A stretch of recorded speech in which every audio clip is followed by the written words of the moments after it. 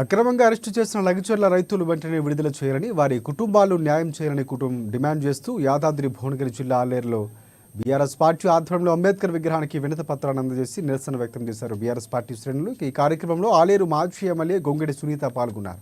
దుర్మార్గపు రేవంత్ రెడ్డి పాలన అంతం కావాలని, లగిచర్ల రైతులకు న్యాయం జరిగేంత వరకు తమ ఆందోళన ఆగదని చెప్పారు.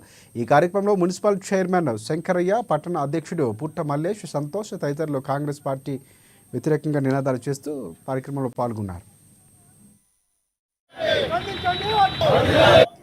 మీ సహాయం కావాలని కోరినారు కాబట్టి ఆ రోజు మన పార్టీ వర్కింగ్ ప్రెసిడెంట్ గారు, బీఆర్ఎస్ పార్టీ వర్కింగ్ ప్రెసిడెంట్ గారు గౌరవనీయులు కేటీఆర్ గారు వారికి అభయం ఇచ్చినారు. మీకు అండగా ఉంటాం, మీకు జరిగిన అన్యాయానికి తప్పకుండా మీకు మేము మరి సహకారాన్ని అందిస్తామని చెప్పి మాట ఇచ్చినారు.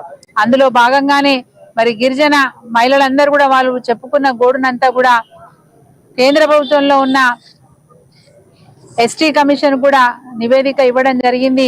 వారికి జరిగిన అన్యాయం గురించి చెప్పడం జరిగింది. వారికి అండగా ఈరోజు బీఆర్ఎస్ పార్టీ నిలిచింది. మరి ఇప్పటికే రైతులు జైలు పాలై 35 రోజులు గడిచింది.